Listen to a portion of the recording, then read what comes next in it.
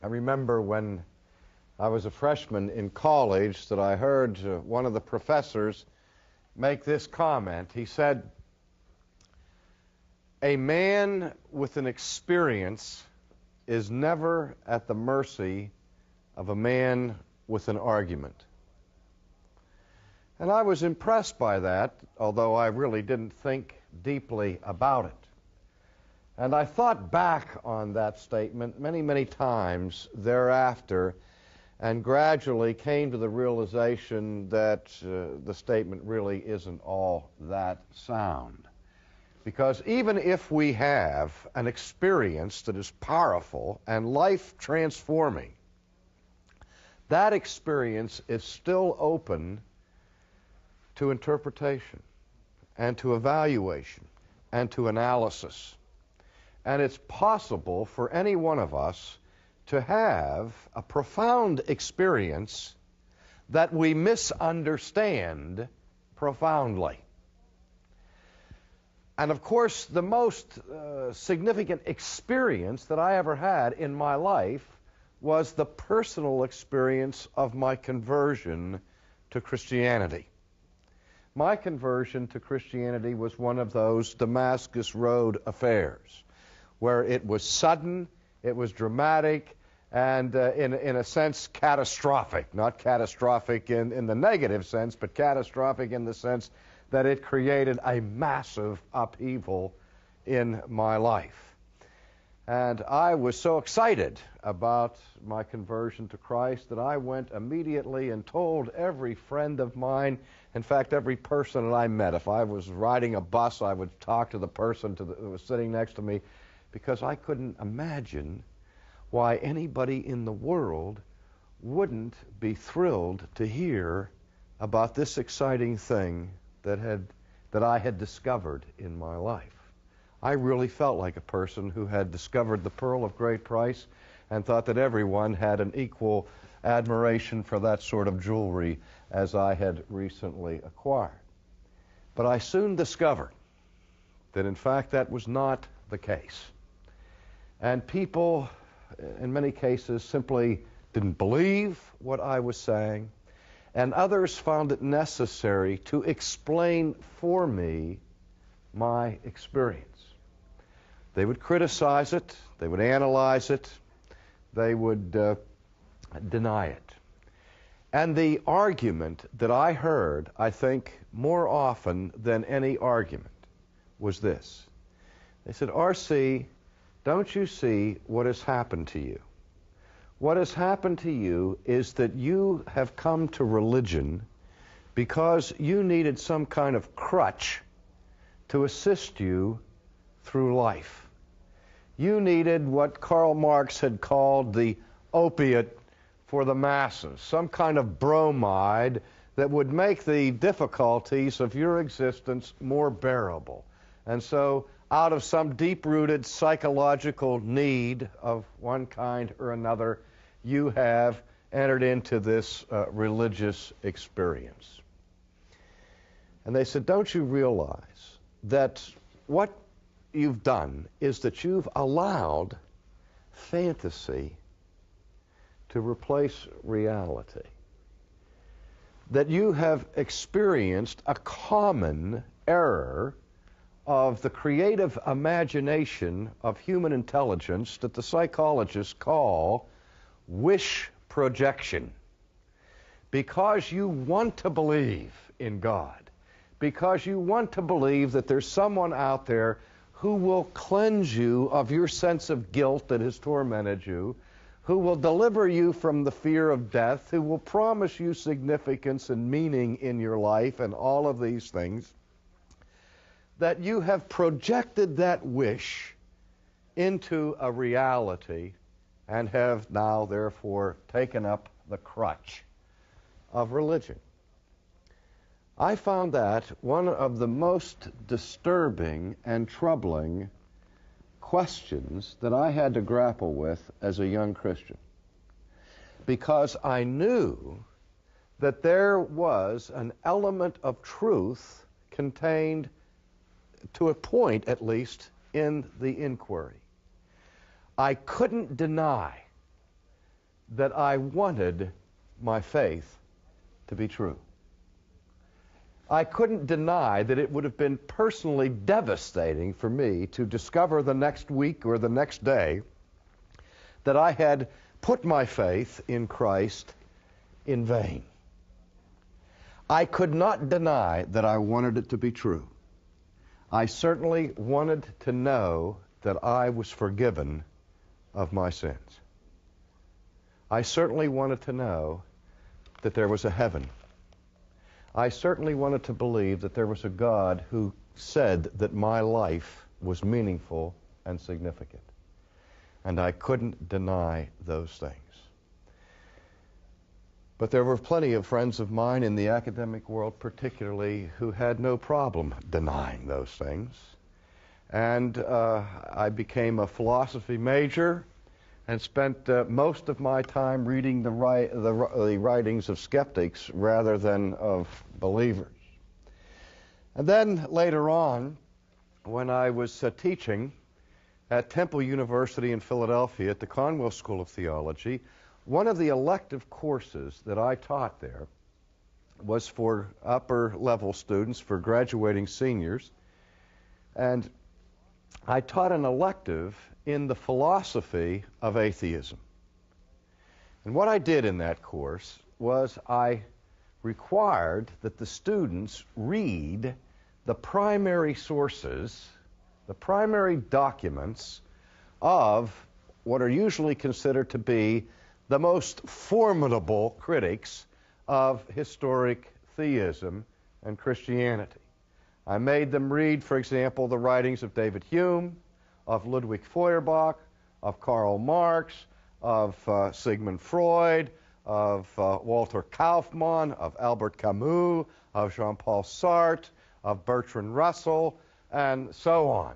And that it was a requirement of this course that we would read the arguments of the atheists and then try to grapple with their particular assertions. Now, one of the things came through very loudly and very clearly in that analysis, and that is that in virtually all of those philosophers whom I have mentioned, at one point or another, they came to the conclusion that the reason why people believe in God is fundamentally driven by some psychological need.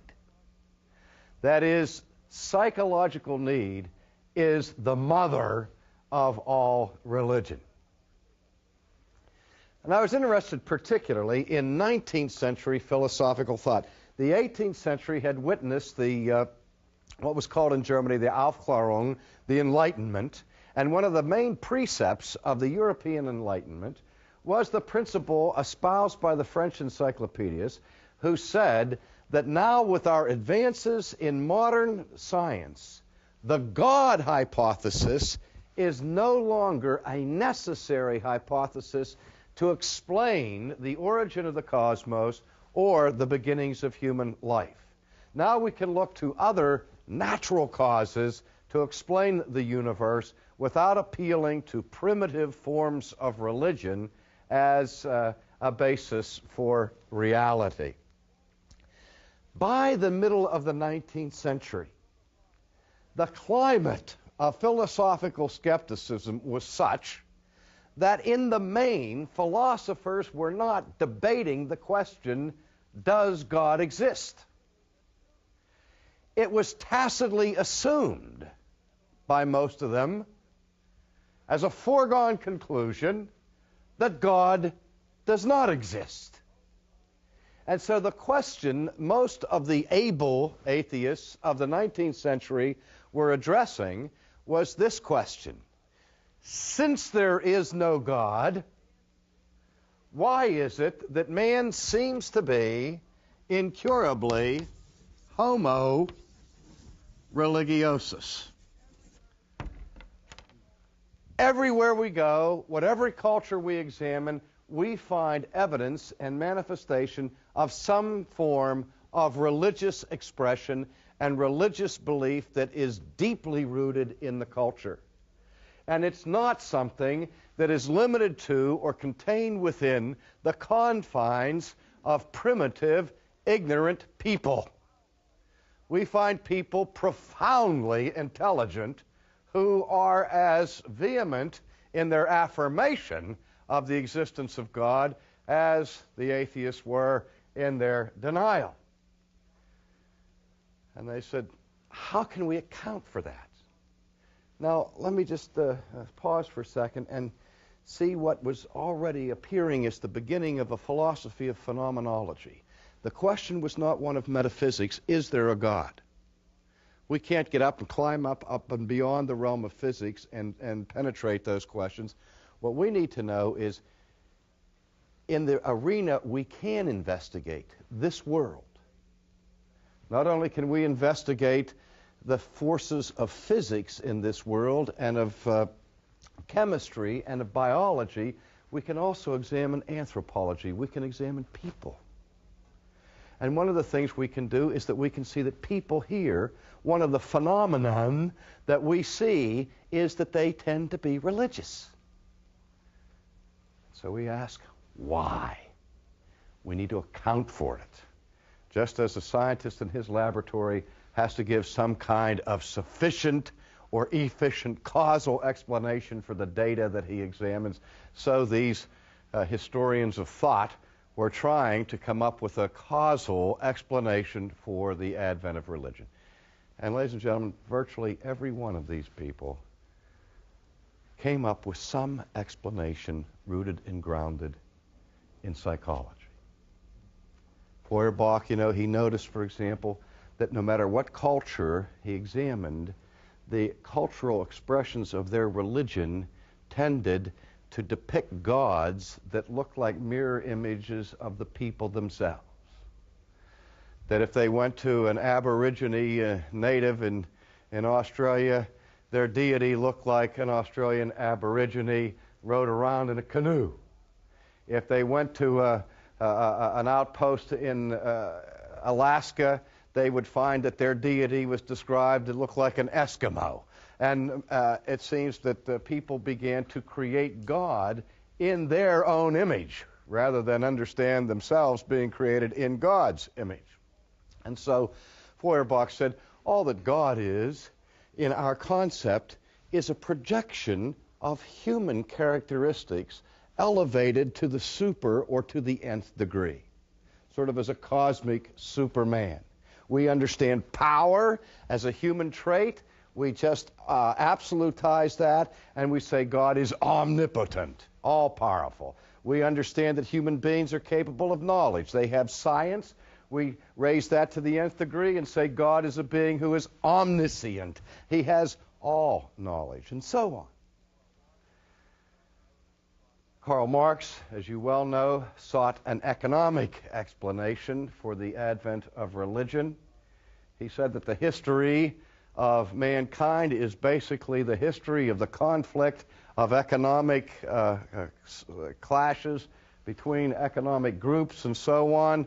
And he says in any world, in any society, those who control the wealth will always be in a minority, and the poor will always be in a majority. And the problem that the wealthy have is simple. How are we going to control the masses? How are we going to stop the masses from rising up in rebellion, attacking us, and taking the wealth and distributing it equally among themselves? And Marx says the twofold way that the wealthy control the masses are these. On the one hand, the wealthy control the legislation, so that Lady Justice removes her blindfold, according to Marx, and the law begins to reflect the vested interests of the ruling classes. The law will discriminate against certain groups who are not in power. He said that will happen. He said, but the most important tool that the owner has to control the slave, that the rich have to control the poor, is the tool of religion.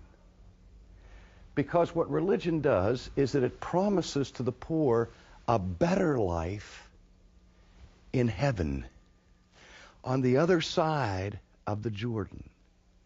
If they be good slaves now and behave themselves on the plantation, then someday, by and by, swing down sweet chariot, however that goes, and they're going to get carried away home to the other side of Jordan, and everything's going to be great. But in the meantime, they have to be humble, and they have to work, and they have to mind their own business, and they have to behave themselves, while the rich man enjoys all of the wealth here and now. So you put them to sleep with drugs of religion. That's the theory. Freud, of course, had more than one explanation, but his basic explanation was that man is afraid of nature because we're vulnerable to nature. We can be harmed or killed by the tornado, by the fire, by the flood, by disease. And you can't negotiate with these forces. And so what we do is that we begin to personalize impersonal forces and begin to believe that there's a God that resides in the fire and a God that resides in the flood. And we have a God for this and a God for that. And if we pray to those gods, appease those gods, give homage to those gods, maybe they will treat us kindly and remove the threat of nature from us. Now, again, I don't have time in this brief period to canvass the basic theses here of these different philosophers. But the rudimentary principle is religion is the invention that comes out of some deep-rooted psychological need. I don't need to labor that anymore, do I? I think we've all heard it enough. Now, I want to say this in response.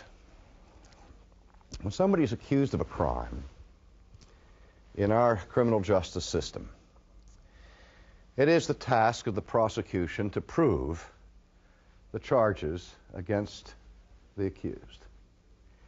And part of the procedure in police work and so on is to discover motive, means, and opportunity. If a person can establish that they had no possible opportunity or no possible means to commit the crime, it's very difficult to prove the crime against them, isn't it? But just because we prove that somebody has the motive, the means, and the opportunity to commit a crime does not mean that the person is guilty. We may be able to show, for example, if one person is murdered, we may be able to find 50 different people that had a motive to kill that person, had the opportunity to kill that person, and had the wherewithal to do it. You need more than that to convict of the crime. I hope we understand that.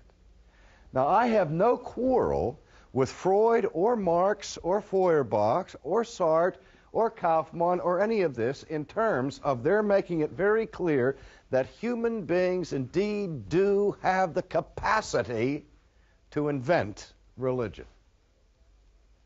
I think we have to admit that freely. We have brains, we have the ability to project ideas, we have the ability to project wishes, we have the ability to be engaged in fantasy. We know that.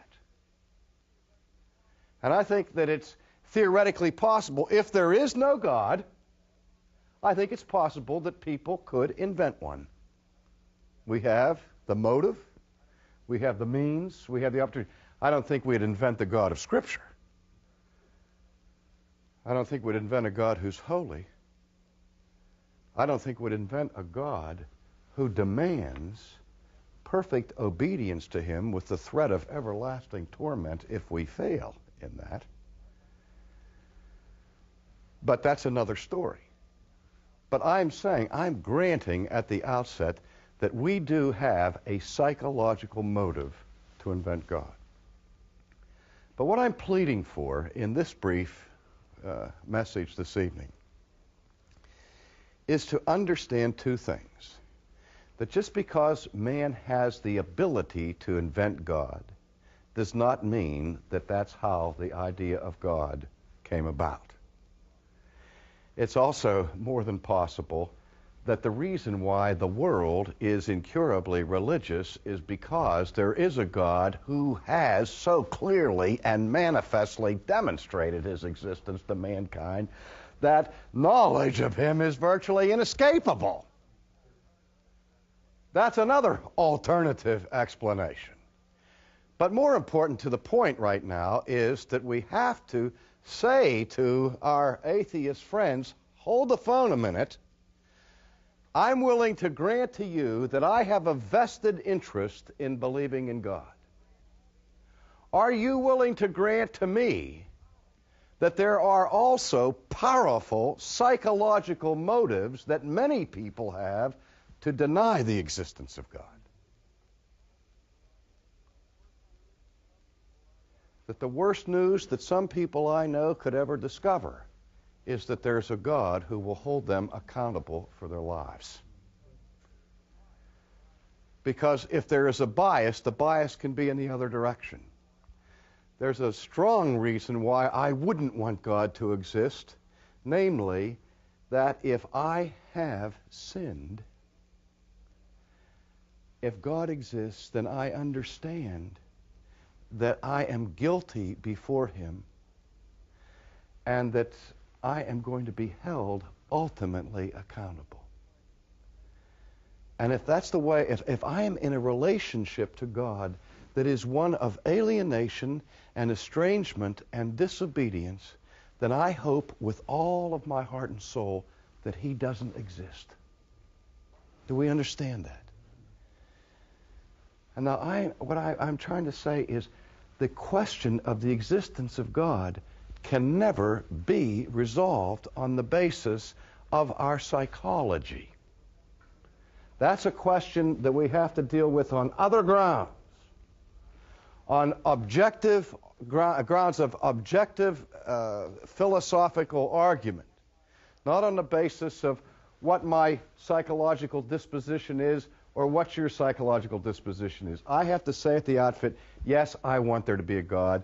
And if you're going to be honest with me, tell me, and maybe you're saying to me, oh, I do too, R.C. Boy, I really want to believe it. Please persuade me of it. You know, and if that's your disposition, put it on the table. If your disposition is, boy, that's the last thing I hope is true. But the point is, nobody's neutral about this question. I've never met somebody that was neutral.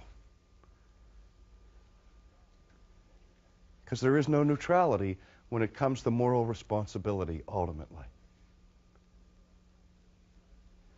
And you know what I've noticed in my debates with atheists is that I almost never meet somebody who said, oh, how I wish that were true. And that surprises me, because I can't imagine why any human being wouldn't want it to be true that there's a God who is willing to forgive them of every sin that they've ever committed. A God that will give them life that will go forever. A God that will guarantee to them that everything that takes place in their existence is significant. And there's no such thing as futility in your labor. Maybe what people have is that they're afraid to believe it because it's too good to be true. I mean, they have been disappointed so many times in their lives by believing things that didn't come to pass as they had hoped, that they're almost saying, hey, you know, I don't dare believe that. But usually what I'm engaged with in discussions with atheists is with a spirit of hostility. People seem to be saying, man, that's bad news. Don't talk to me about the existence of God. Now, long before Freud and Marx and Feuerbach and these people ever speculated on the question of the psychology of theism, the Apostle Paul, centuries ago, set forth in his philosophical framework a psychology of atheism. The New Testament gives a rational explanation for why there might be, in fact is, a negative bias deeply rooted in the human heart against the existence of God. And again, I would like to take a few minutes to look at that treatment, which is well known as it is found in the first chapter of Paul's letter to the Romans. Beginning in chapter 1, verse 18, we read this report. For the wrath of God is revealed from heaven against all ungodliness and unrighteousness of men who suppress the truth in unrighteousness. Now let me just quickly comment on this introductory verse to this segment of the epistle. First of all, the word that the apostle uses here that is translated wrath is the word orge. It's one of the words in the Greek language that can be translated anger or wrath. We get a different English word from it. You may be able to guess what word that is. It's the word orgy. Now, we don't think of orgies in terms of anger, do we?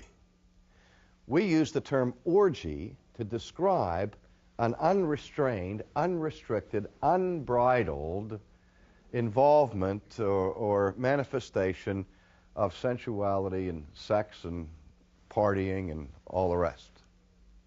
An orgy. A liberation of human passion without restraint. The point of contact linguistically between the English word orgy and the Greek word orge, that is the word for wrath, has to do with the expression of passion. Unbridled passion. The link is this. What the apostle is saying here is not only that God's experiencing wrath about something. He's not saying that God is merely irritated or annoyed or is simply angry. But really the force of this teaching is that God is furious. That God in heaven is enraged about something. Now, I know that's difficult for us to conceive of because we've been brainwashed, if you will, for a couple of hundred years about the character of God, so much so that in 20th century American culture we think that it's unthinkable that the deity would even be capable of being mildly displeased about anything. We have so defanged God and turned him into a cosmic Mr. Rogers, you know. What a wonderful day, and then, you know, I love you just exactly and precisely as you are. But the God of Scripture is a God who's capable of being angry when human beings violate other human beings. And when human beings trample truth. And when human beings desecrate that which is holy. God is angry. And so Paul begins this, and incidentally, Paul is beginning this epistle, which is his monumental work, his magnum opus, on the grace of God. If you read the rest of the epistle. But basically what the apostle was trying to do is show here that you can't understand grace as grace until you understand, first of all, the reality of God's wrath. And so he says, the wrath of God is revealed from heaven against what? I remember early on in the 20th century, some of the existential theologians reacted against the maudlin sentimentality of 19th century theology that had stripped God of any capacity for anger, and then got so intoxicated with their rediscovery of the wrath of God that they said not only is God's wrath real, but at times it's irrational. That there's a demonic element to God himself. There's a shadow side to God's personality. Almost a Jekyll and Hyde thing, yin and yang, good and evil, within God himself. And he has these temper tantrums. Now, the idea of an irrational eruption of anger in God himself would indicate God's becoming violently angry with no just cause. Arbitrary wrath. Flying off the handle for no good reason. But that's not what Paul is talking about.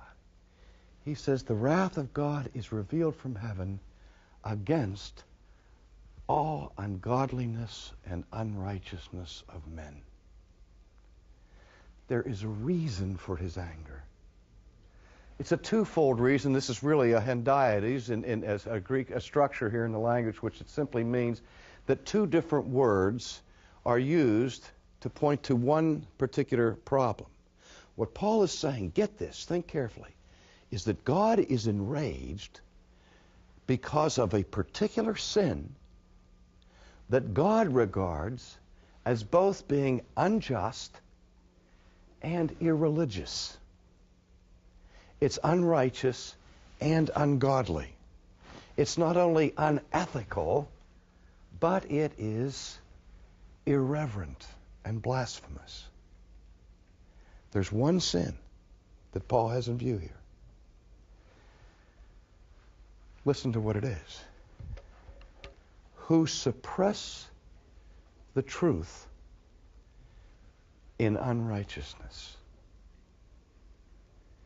If you want to know what ignites the fury of God, it is the suppression of his revealed truth. My translation, at least, uses the term suppress. Some of you have different translations, and other translations that I've read of that text in Romans say that some who hold the truth in unrighteousness. I've read repress the truth. I've read hinder the truth. I've read stifle the truth. The verb is the verb that comes from the Greek word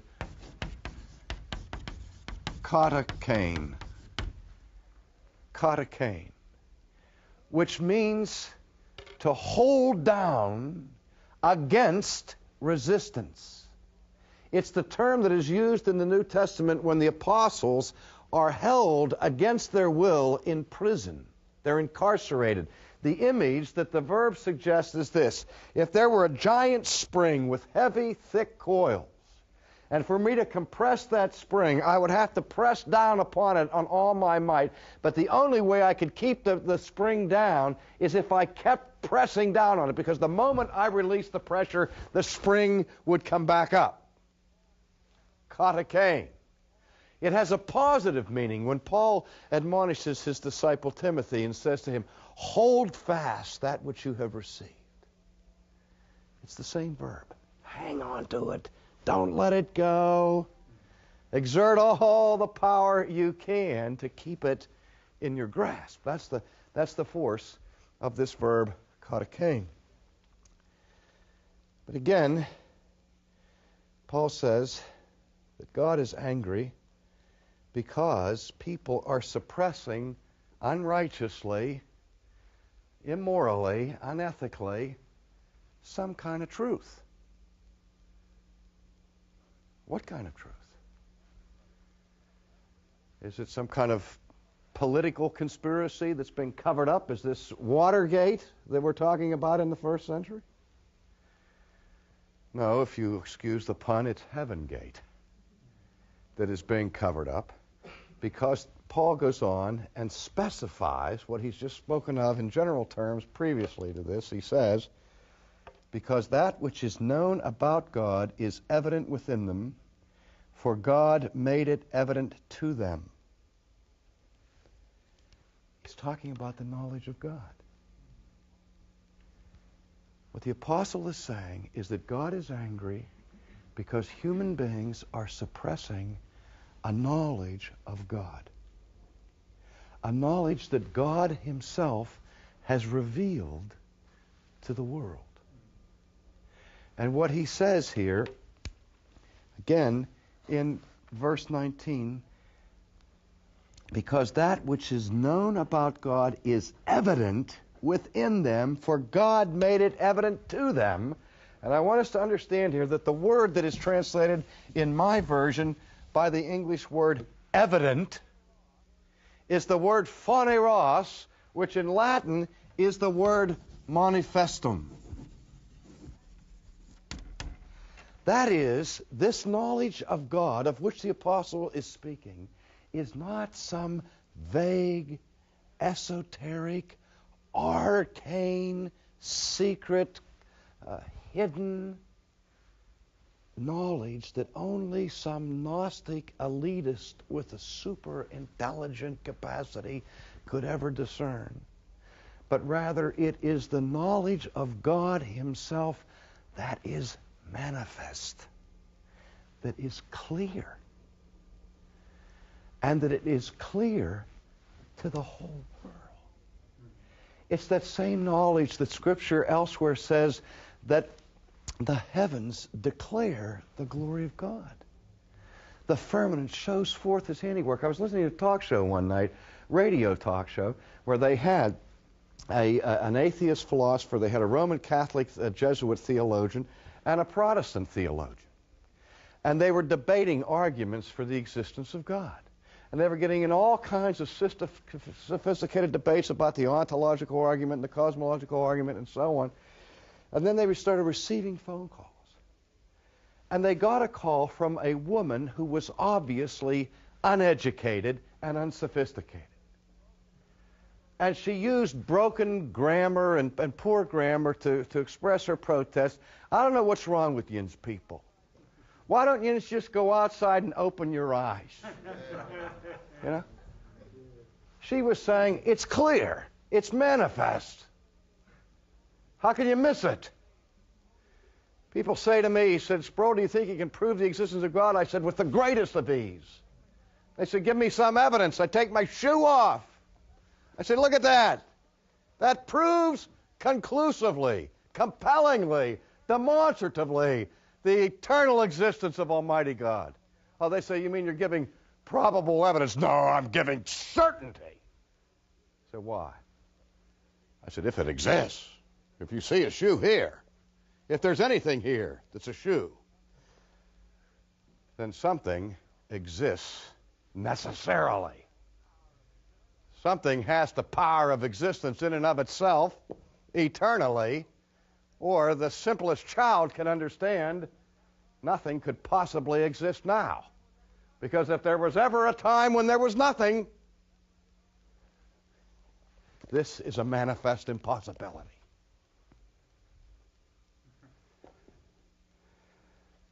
And if anything exists, something has to have the power of being in it. What could be more simple? If it doesn't have the power of being in itself, then nothing could be. See? You don't even need the heavens to declare that. Just look at your shoe. But that's another story. But in any case, verse 20 makes the indictment all the more severe. For since the creation of the world, His invisible attributes, His eternal power, that's just what I was talking about, His eternal power, His divine nature have been clearly seen, being understood through what has been made, so that they are without excuse. Now there's a couple things I want you to notice about this text. Since the Kantian watershed in philosophy, those of you who are students of Western thought know that Immanuel Kant said we can no longer be persuaded by the traditional arguments for the existence of God because ultimately they rest on reasoning somehow from this world to the metaphysical realm. And Kant said you can't reason from the seen to the unseen. If Kant's right, Paul's obviously wrong. If Paul's right, then Kant is obviously wrong, because what Paul is saying here is that the invisible things of God, things you can't see, are made known by means of, through the medium of, those things that are made, those things that are seen. There's a fundamental dispute there. You have to check for yourself to see who's more cogent, Paul or Kant. And I beg my Christian fellow philosophers to stop defending Kant and start defending Paul on this point. But in any case, Paul says that the invisible attributes of God, namely His eternal power and divine nature, have been clearly seen and understood through, by means of, what has been made, so that they are without excuse. See, this is not simply an amoral, intellectual question.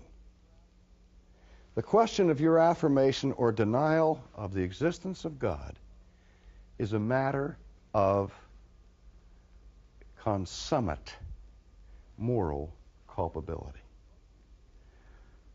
What excuse is the apostle pulling away from the atheist here? The one excuse that every atheist, that every agnostic will want to use on the final day of judgment is the excuse of ignorance. God, I didn't know you were there. If I just would have known, I would have believed you, I would have followed you, I would have obeyed you. What's worse than hardcore atheism is allegedly softcore atheism, which goes under the guise of agnosticism. The agnostic says, I'm not going to say there is no God. I just simply don't know whether there's a God because I don't think there's a sufficient evidence to come to a conclusion one way or the other. That terrifies me when I hear somebody say that. I say, because what you're saying now is not only you're not willing to affirm the existence of God, but you are pinning the blame of that unwillingness on God himself for not giving you sufficient information. Be careful here. You are adding insult to injury.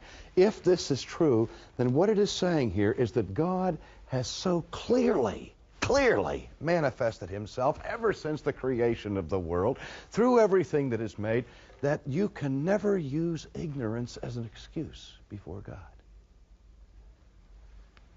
What Paul is saying is that people claim ignorance as an excuse, but it is a fraudulent claim. I've seen real hostility emerge when we've been in discussions with people who are hostile to Christianity, and we discuss these matters. I say, you're not responsible to me to believe this. You may be responsible to God to believe this, but you're not responsible to me to believe that. You don't have anything to fear from me. I'm not going to persecute you or prosecute you or try to bring any harm or injury to you about these things. But what I'm reading here is that in the final analysis, the affirmation of the existence of God is not an intellectual question, it's a moral one. And if you refuse to affirm the existence of God, you are in moral difficulty with the God you refuse to affirm, if Paul is telling the truth. Now here's the crowning, crushing indictment. Verse 21, for even though they knew God, they did not honor him as God or give thanks, but they became futile in their speculations, and their foolish heart was darkened. Professing to be wise, they became fools. Now notice what he says here, that the fundamental sin of the human race, the most basic crime that all of us have committed against God, that at the very time we knew of his existence, we refused to honor him as God.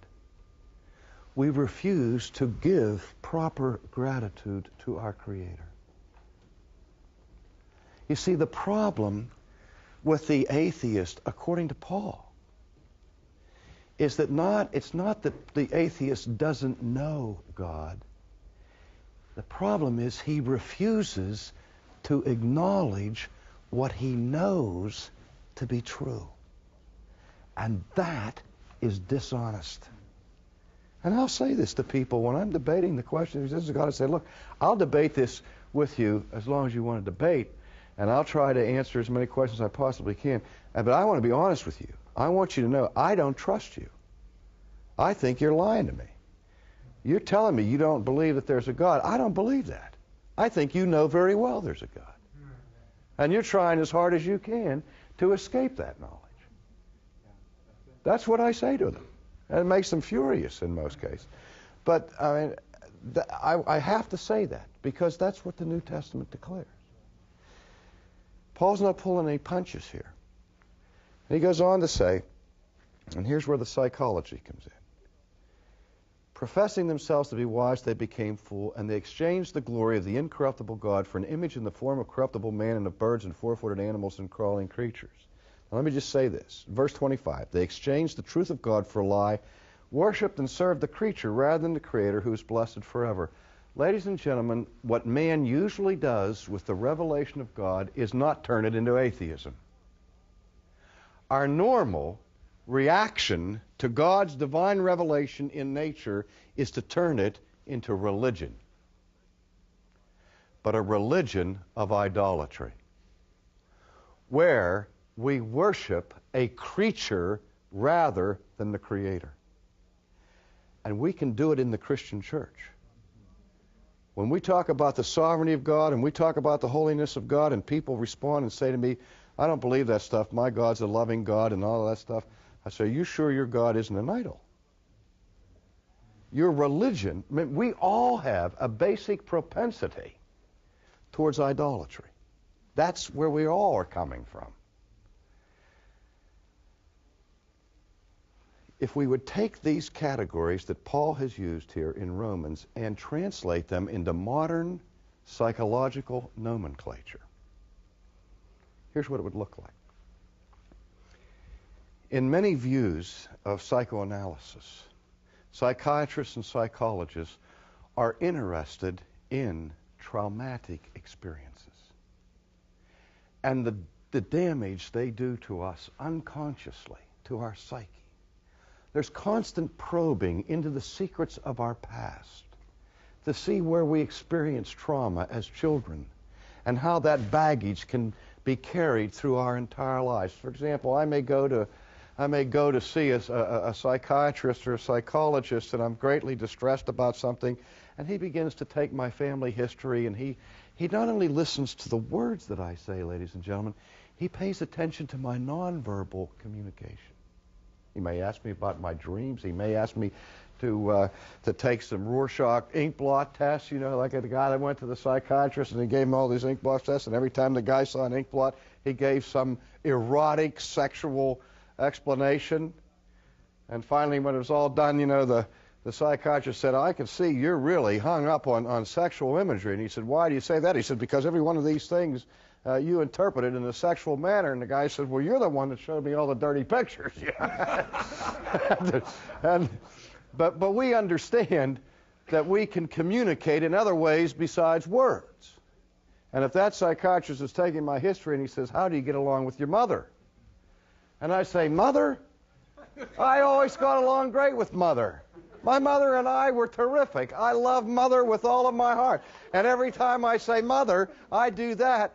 He's reading my body language as saying something exactly the opposite from my words. And the idea with repression is this: that I have a tendency as a human being, if I have a scary experience, an unpleasant experience, a traumatic experience, to try to take the memory of that and bury it as deep as possible into my subconscious. But what modern psychiatry understands is that no matter how much I seek to hold it down, to hinder it, to incarcerate it, to suppress it, or to repress it, that repressed knowledge does not annihilate the memory. It may not be in the conscious mind, but it's there. And like Freud used to say, it's like if you expelled a boy from class, from school, and once you send him out of the classroom, he runs around out in the playground and he picks up pebbles and he comes out, starts throwing little stones at the window to let everybody know he's still out there. Well, those traumatic memories that we have are like the little boy. They keep throwing stones up. And we start getting, we get these uncomfortable symptoms from the past and we're not even aware why. It's because repressed knowledge seeks to come back to the surface. But when it comes up, ladies and gentlemen, it comes up disguised. It'll come out in a dream, in a strange symbol, in a strange tic or gesture, because it is too scary to come out in the form it went in. And so what we do is that we bring it back out, according to modern psychiatry, in a substituted form that is less threatening. We exchange the original idea for a counterfeit. This is exactly what the Apostle Paul is saying is the fundamental psychology of the human race with respect to God. That the scariest thing to a sinful person in all of the world is the holiness of God. And when God reveals His righteousness and His holiness to us, that is so scary to us that what we do is that we bury it as deeply as we possibly can in the depths of our psyche, but it cannot be destroyed. And there's a relationship between katakain in verse 18 and in the word metalasso in verse 25, which means exchange. We repress, then we exchange. We exchange the truth of God for a lie. We exchange the majesty of God for an idol. We exchange the law of God for human religion or for the denial of God. Because we have a deep psychological bias against a God who is holy. I remember reading a sermon by Jonathan Edwards where he titled it, Man, Naturally God's Enemy. He said there were certain things about God that men don't like. God is holy. He is all-powerful. And we don't like someone who is so holy to also be more powerful than we are. And he goes on to some other reasons for that, and then he says the thing we also hate is that God is immutable. And I thought, why? Why does that bother us, that God is immutable? Because Edwards says, you know, if I find a holy man, I may be able to bribe him and corrupt him and make him just like me. If I find a powerful man, a holy man who is powerful, he can get old and die. But God doesn't get old and die. And God is incorruptible. Not only is He holy now, but He's holy forever. He's never going to negotiate it. We have no hope that He'll ever negotiate it. And that terrifies us. So the bottom line is, if we're going to debate the existence of God, I think it would be wise to do it on grounds other than the psychological desirability or undesirability of Him. Because if we're talking about Yahweh, the God of Israel, we're talking about a God that people have every driving passion